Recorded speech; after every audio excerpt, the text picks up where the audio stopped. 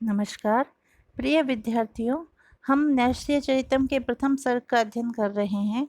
अब तक हमने पढ़ा कि राजा नल काम पीड़ा से परेशान होकर नगर को छोड़कर उपवन की ओर चले आते हैं। उनके जो नागरिक हैं वो उनके प्रति जो मोह है, उनके प्रति जो लगाव है, उसके कारण उनका जब तक वो उपवन में या वन में प्रवेश करते हैं तब तक उनके पीछे पीछे उनको देखने के लिए आते हैं। और उसके पश्चात राजा नल उपवन में प्रवेश कर जाते हैं। तब वो वापस वहां से जो है उनके नागरिक वापस नगर की ओर लौट जाते हैं।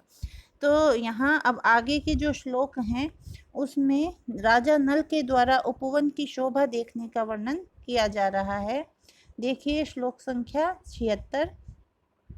ततः प्रसूने च फले च मंजुले स सम्मुखी नांगुलिना जनाधिपः निवेद्यमानं वनपालपाणिना व्यलोकयन्त्यकानन रामणीयकम्।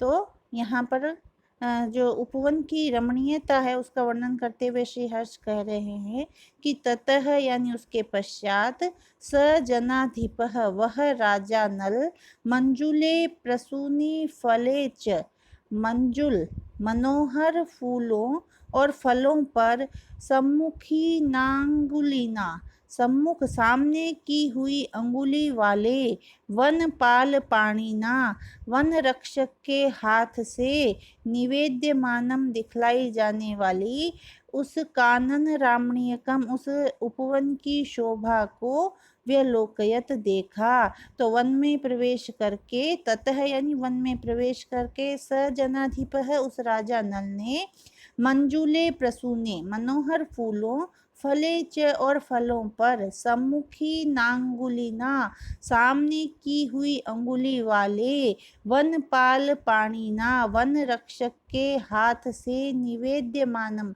दिखलाई जाने वाली कानन रामणीयकम कानन की जो वन है उपवन है उसकी जो रमणीयता है जो शोभा है उसको व्यलोकयत देखा। तो यहाँ इससे ये तात्पर्य है कि राजा नल उपवन में प्रवेश कर गए हैं और जो अरण्यपाल है जो वनपाल है उनको फूलों और फलों पर अंगुली से निर्देश करता हुआ उनके नाम और गुणों का वर्णन करता हुआ दिख रहा है और नल उस उपवन की रमणीयता को देख रहे हैं। स्वाभाविक चित्रण है तो स्वभावोक्ति अलंकार यहाँ हो गया है। अगला श्लोक देखिए। फलानि पुष्पाणि च पल्लवे करे वयोतिपातोद्गत वात वेपिते स्थिते समादाय महर्षि वार्धका ध्वनि तदातिथ्यम शिक्षी शाखिभिः। यहाँ पर भी श्री हर्ष ने सचेतन प्रकृति की संभावना की है। वन में प्रवेश करने वाले राजा नल का वहाँ के लता और पादप भी स्वागत कर रहे हैं, उसका वर्णन इस श्लोक में करते हुए श्री हर्ष कह रहे हैं कि वयोतिपातोद्गत वात वेपिते पक्षियों वयः यानी पक्षियों के अतिपात यानी उड़ने से उद्गत उत्पन्न वात वेपिते वायु से प्रकंपित पक्षियों के उड़ने से उत्पन्न वात वेपिते वायु से प्रकंपित पल्लवे करे पल्लव रूपी हाथ में फलानी पुष्पाणि च समादाय फल और पुष्प लेकर वने स्थित वन में विद्यमान शाखिभिः वृक्षों ने मानो। अब इन्हीं जो विशेषण हैं इनके दो अर्थ निकलेंगे। श्लेष अलंकार है तो कह रहे हैं कि उन विद्यमान वृक्षों ने मानो, फिर वापस उसका अलग अर्थ निकलेगा। एक अर्थ निकल रहा है वृक्ष के अर्थ में, दूसरा अर्थ निकल रहा है जो वयोवृद्ध ऋषि है वहां पर उनके अर्थ उनके पक्ष में। तो पुष्प लेकर वन में विद्यमान वृक्षों ने मानो वयोतिपातोद्गत वात वेपिते मानो अत्यधिक अवस्था के कारण वात रोग से कंपित पल्लवे करे अपने हाथों में फलानी पुष्पाणि च समादाय फल और पुष्प हाथ में लेकर वने स्थित वन में विद्यमान महर्षि वार्धकात वृद्ध महर्षियों के समूह से तदातिथ्यम अशिक्षी उस नल का अतिथि सत्कार सीखा है। तो यहाँ पर मानवीकरण प्रकृति का मानवीकरण किया गया है। वृक्षों ने यहाँ ये उत्प्रेक्षा कर रहे हैं कवि यहाँ कि मानो जो वृक्ष हैं, जो कांपते हुए हवा से जो उनके पत्ते कांप रहे हैं और उन्होंने जो फल और पुष्प ले रखे हैं, वह इस प्रकार से ऐसा लग रहा है मानो इन्होंने ये आतिथ्य जो वृद्ध महर्षि है, ऋषि मुनि है, उनसे सीखा है। और जैसे कि ऋषि मुनि भी अब वृद्ध अवस्था के हैं, तो वात रोग से उनके हाथ कांपते रहते हैं और हाथों में वो पुष्प और फल लेकर अतिथि सत्कार करते हैं। तो उसी प्रकार से जो वृक्ष हैं वह भी कांपते हुए से अपने हाथों में पुष्प और फल लेकर उस नल का अतिथि सत्कार कर रहे हैं। तो यहाँ पर एक तो सुंदर उत्प्रेक्षा है ही, और श्लेष है, श्लेष अलंकार हो गया क्योंकि दोनों अर्थों में अर्थ निकल रहे हैं। श्लेष हो गया, रूपक हो गया, पल्लवे करे, पल्लव रूपी हाथों में। तो यहाँ पर श्लेष, रूपक तथा उत्प्रेक्षा का संकर अलंकार भी हो गया है। अगला श्लोक देखिए। विनिद्र पत्राली गताली केतवान मृगांक चूड़ामणि वर्जनार्जितम दधान माशाशु चरिष्णु दुर्यशः स कौतुकी तत्र ददर्श केतकम। यहाँ पर राजा नल ने उपवन की विविध प्रकार की छटा देखी है और केतकी के पुष्प पर भौरों को गुंजार करते हुए देखा है, जिसका कवि इस श्लोक में बहुत ही काल्पनिक चित्रण कर रहे हैं। कितना सुंदर कल्पना है यहाँ कवि की, देखिए कि कौतुकी ही, कौतुक से युक्त, कुतूहल युक्त, सह यानी वह राजा नल ने तत्र वहां पर मृगांक चूड़ामणि वर्जन अर्जितम, मृगांक चूड़ामणि यानी भगवान शंकर के द्वारा वर्जन यानी त्यागने से प्राप्त हुए, अर्जित यानी प्राप्त किए हुए, और आशाशु चरिष्णु संपूर्ण दिशाओं में फैले हुए दुर्यशः अपयश को, विनिद्र पत्रालिगताली कैतवात दधान केतकम ददर्श, खिले हुए, फैले हुए, पंखुड़ियों पर स्थित भ्रमर के बहाने से धारण करते हुए केतकम ददर्श, केतकी के पुष्प को देखा।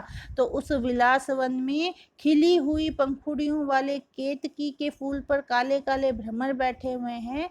ऐसा लग रहा था मानो शंकर जी के द्वारा त्याग दिए जाने के कारण वे काले भ्रमर नहीं, अपितु काला अपयश था जो चारों दिशाओं में फैल रहा था। ऐसे केतकी पुष्प को राजा नल ने आश्चर्यपूर्वक देखा, कौतुक से युक्त होकर के ददर्श देखा। यहाँ पर एक कथा मिलती है कि शिवजी ने केतकी के पुष्प को क्यों त्याग दिया, क्योंकि मतलब लोक ये कथा मिलती है कि शिव पर केतकी का पुष्प नहीं चढ़ता। इस बारे में दो कथाएं मिलती है। एक कथा तो यह मिलती है कि गया में पितृ श्राद्ध हेतु राम ने लक्ष्मण को सामग्री लेने भेजा और स्वयं पितरों का आह्वान कर दिया। लक्ष्मण के आने में विलंब देखकर स्वयं राम भी चले गए और वहां सीता अकेली रह गई।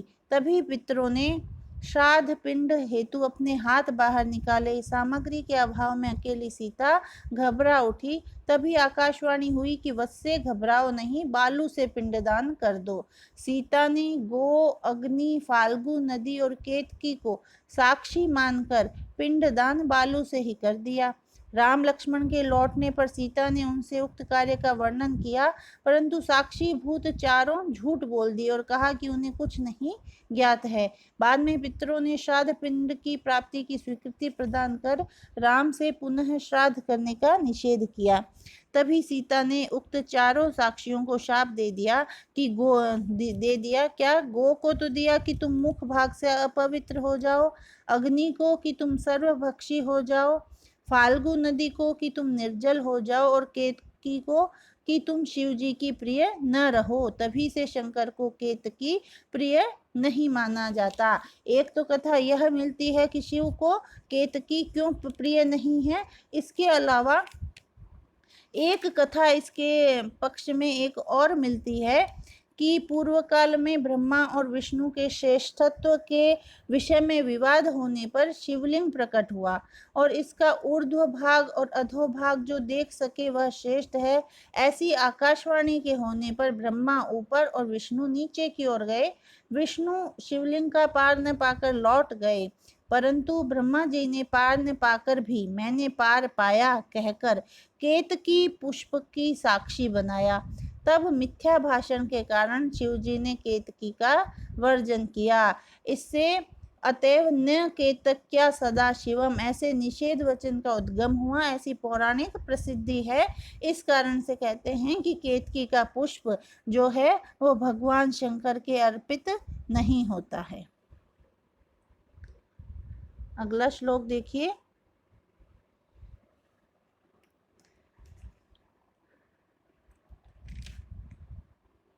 अगला है वियोग वियोग भाजाम हृदि कंटकई कटुहुर निधीयसे कर्णीशरः स्मरेण यत ततो दुराकर्षतया तदंत कृद विगीयसे मनमथ देह दाहिना।